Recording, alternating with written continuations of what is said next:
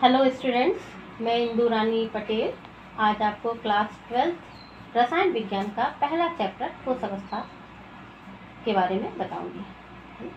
तो ठोस अवस्था पढ़ने से पहले प्रीवियस क्लासेस में आप द्रव्य पढ़ चुके हैं कि द्रव्य की 3 अवस्थाएं होती हैं, ठोस, द्रव और गैस। तो गैस को आपने 11th में बहुत अच्छे से पढ़ा हुआ बच्चों, उसके बारे में आपको बहुत जानकारी है। द्रव के बारे में आपने फिजिक्स में पढ़ा हुआ होगा। और अब हम लोग यहाँ पर ठोस अवस्था के बारे में पढ़ेंगे।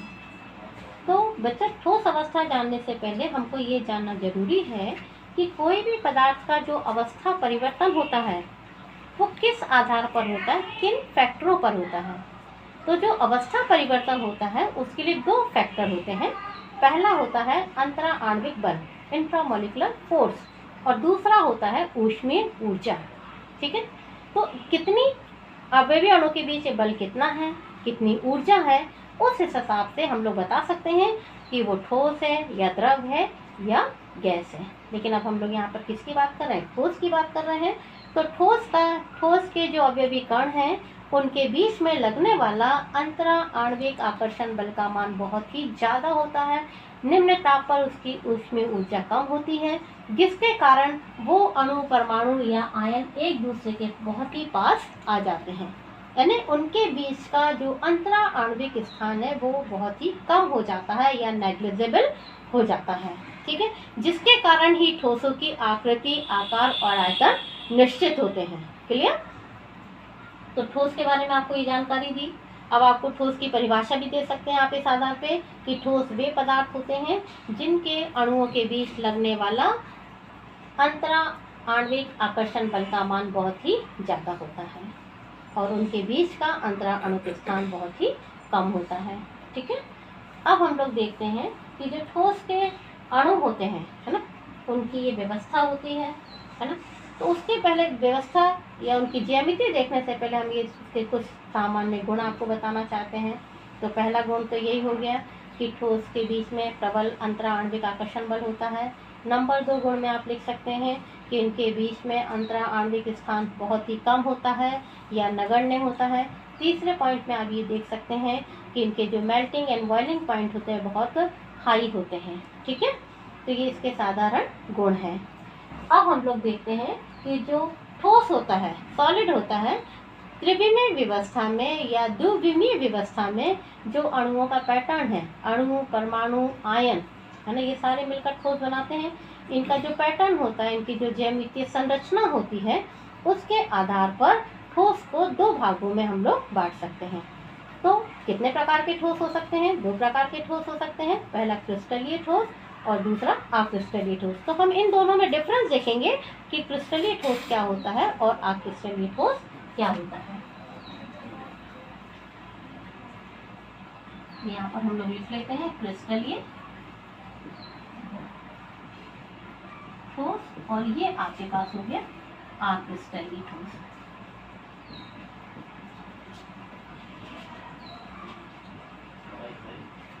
ठीक है, तो सबसे पहला पॉइंट हम इसका देखते हैं कि जो क्रिस्टलीय ठोस होते हैं वो वास्तविक होते हैं। वो कैसे होते हैं? वास्तविक। हम शॉर्ट में लिख रहे हैं, आप इसको पूरा लिखेंगे। क्रिस्टलीय ठोस क्या होते हैं? वास्तविक होते हैं। और जो अक्रिस्टलीय ठोस होते हैं वो आभासी होते हैं। वो कैसे होते हैं? आभासी होते हैं। अक्रिस्टलीय ठोस कैसे होते हैं?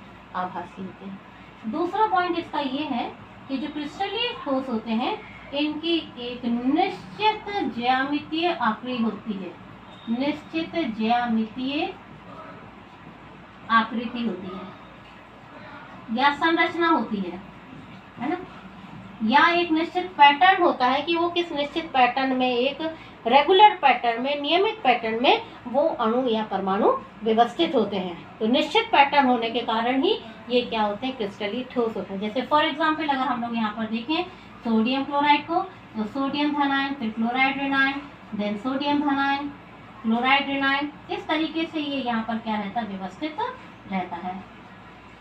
देखिए हमने ये संरचना बना रहे हैं सोडियम क्लोराइड की और आपने ध्यान दे रहे हैं यहाँ पर कि इसकी एक निश्चित पैटर्न बन रहा है ना। इसका क्या बन रहा है? एक निश्चित, एक सोडियम धनायन, एक क्लोराइड ऋणायन, एक सोडियम धनायन। निश्चित दूरी भी उनके बीच में, कणों के बीच में क्या हो रही है? एक निश्चित दूरी भी मेंटेन है। ठीक है, और आप यहाँ पर ये भी देख रहे हैं कि जो सोडियम धन आयन, एक सोडियम धन आयन है, वो 4 क्लोराइड ऋण आयन से क्या हुआ है, घिरा हुआ है। देख रहे हैं कि नहीं देख रहे हैं, है ना। और आप क्लोराइड आयन को भी देखेंगे तो वो चारों तरफ से 4 सोडियम धन आयन से घिरा हुआ है। बिल्कुल क्लियर दिखाई दे रहा है, ठीक है। तो जो क्रिस्टलीय ठोस होते हैं उनकी एक निश्चित ज्यामितीय संरचना होती है, इसी के कारण ये क्या कहलाते हैं, क्रिस्टलीय ठोस कहलाते हैं। जब इनकी निश्चित ज्यामितीय संरचना होती, रेगुलर होती है, नियमित होती है, तो एक और गुण उभर के आता है। इस गुण के आधार पर ये दीर्घ परासीय होते हैं, ठीक है ना। यानी जो इनकी रेंज होती है, हम इनको इसी पैटर्न में जैसे लगाते जाएं तो हमको एक दीर्घ परास मिलती है, जिसके कारण ये क्या होते हैं, कठोर होते हैं। क्रिस्टल क्या होते हैं, कठोर होते हैं। और अगर हम लोग यहाँ पर अक्रिस्टलीय ठोस देखते हैं तो अक्रिस्टलीय ठोस की जो व्यवस्था है, ज्यामितीय संरचना है, वो अनिश्चित नहीं होती, वो इरेगुलर होती, अनियमित होती है। उसमें अणुओं परमाणुओं को कोई भी एक निश्चित पैटर्न नहीं होता। उदाहरण के रूप में आपको हमने बता चुके हैं कि जैसे रबड़ है, प्लास्टिक है ना, कांच है,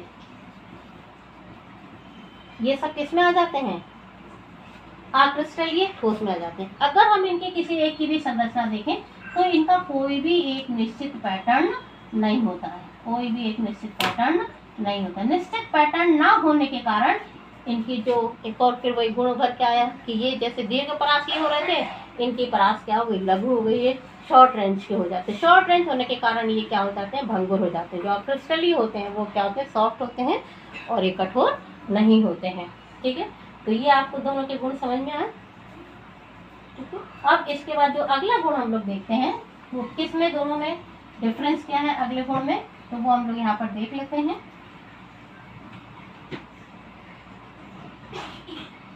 नंबर 3 है मेल्टिंग पॉइंट और बॉइलिंग पॉइंट, यानी गलनांक और क्वथनांक।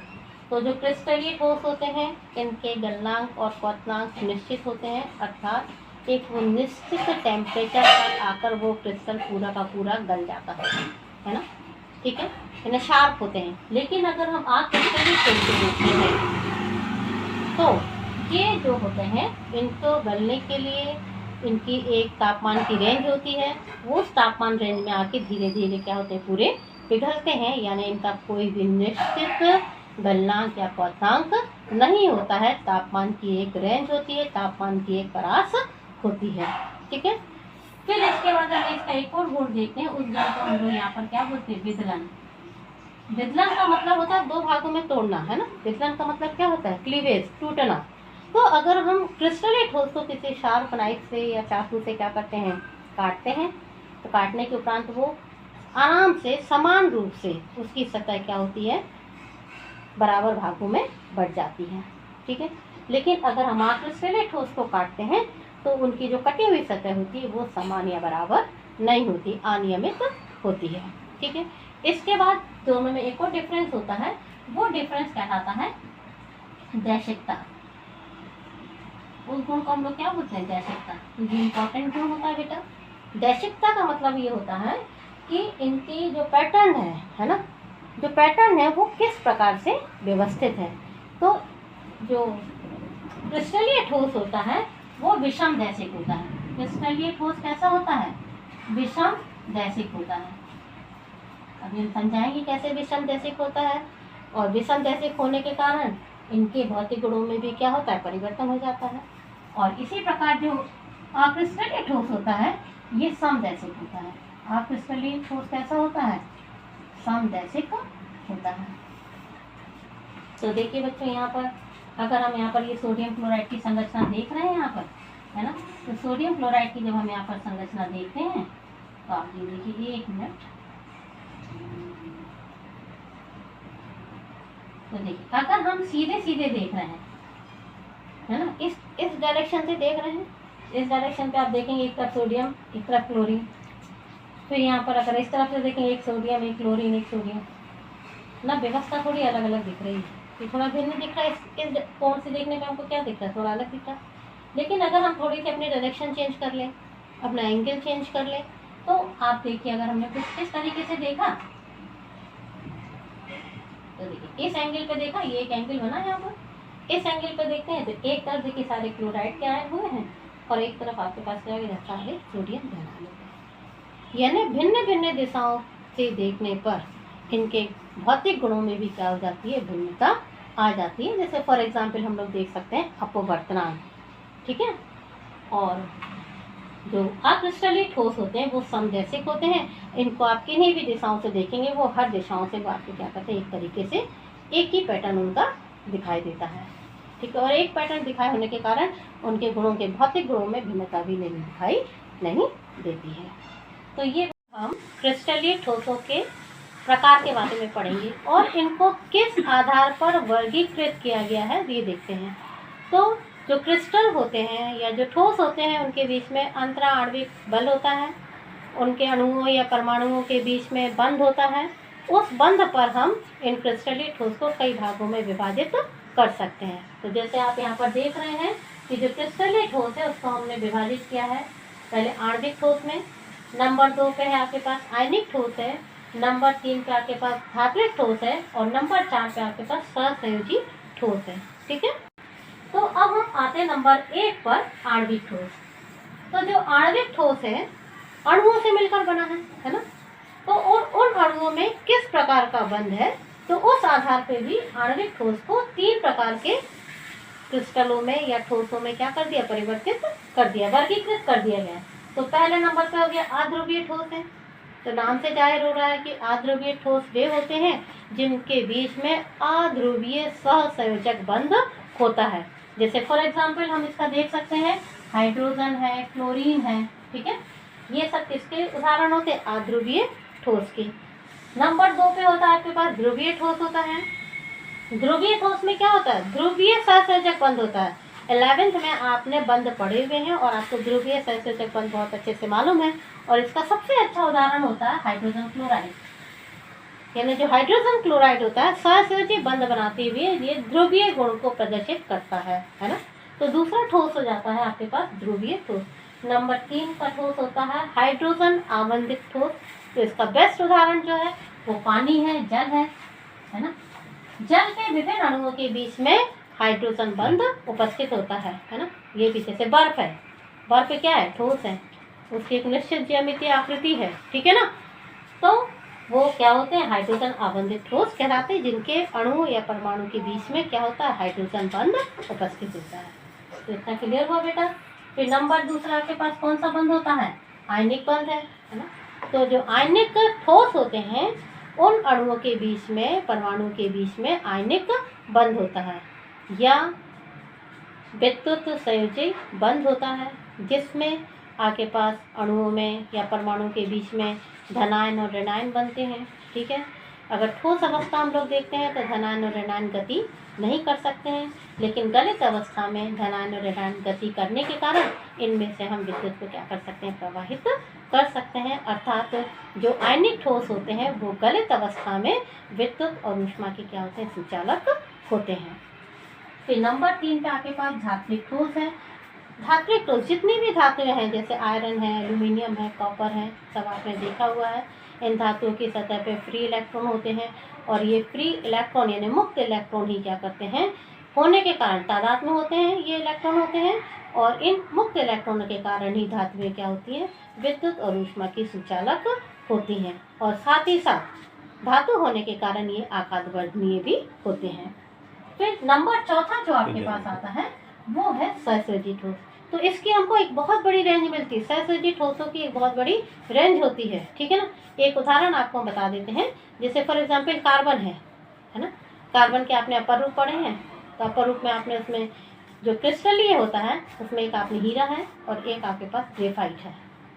तो उसकी संरचना के आधार पर आपने देखा होगा हीरे का अपवर्तनांक बहुत ज़्यादा होता है, उससे पैटर्न है, ठीक है ना। और अगर हम वहाँ पर ग्रेफाइट देखते हैं तो ग्रेफाइट का भी जो मतलब है अणुओं की जो व्यवस्था है उस आधार पर ग्रेफाइट का तो बहुत ही सॉफ्ट होता है। लेकिन हीरा वहाँ पर क्या होता है, उसी जगह हीरा भी कार्बन से मिलकर बना होता है, वो कठोर होता है ना। हीरा जो होता है विद्युत का कुचालक होता है, लेकिन जो ग्रेफाइट है अपनी अणुओं की व्यवस्था के कारण, परमाणु की व्यवस्था के कारण वो मुलायम भी होता है, साथ ही साथ विद्युत का सुचालक भी होता है, चौथे कार्बन के कारण, चौथे कार्बन परमाणु के कारण। तो ठीक है ना बेटा, आज आपने बिल्कुल ठोस के बारे में बेसिक जानकारी ली कि एक्चुअली में ठोस होते क्या हैं। अब हम अगले वीडियो में ये देखेंगे कि जो आपने कृष्णक जालक है, आगे के लेसन में आपको, इसी लेसन में आगे के जो टॉपिक्स आपको पढ़ने उसके बारे में हम आपको जानकारी देंगे। लेकिन ये वीडियो फिनिश करने से पहले हम आपको 2-3 क्वेश्चन देना चाहते हैं कि आप उनके आंसर, इस वीडियो को देखें आप और उसके आंसर आप दें। तो प्लीज़ आप क्वेश्चन लिख लीजिए। तो नंबर 1 क्वेश्चन है,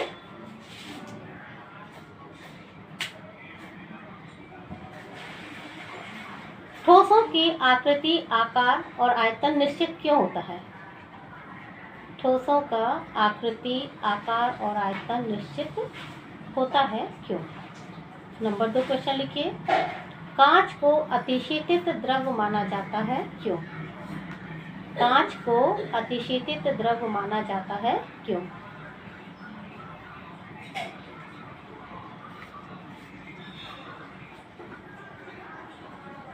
नेक्स्ट क्वेश्चन लिख लीजिए, आयनिक ठोसों में गलित अवस्था में विद्युत धारा प्रवाहित की जा सकती है क्यों?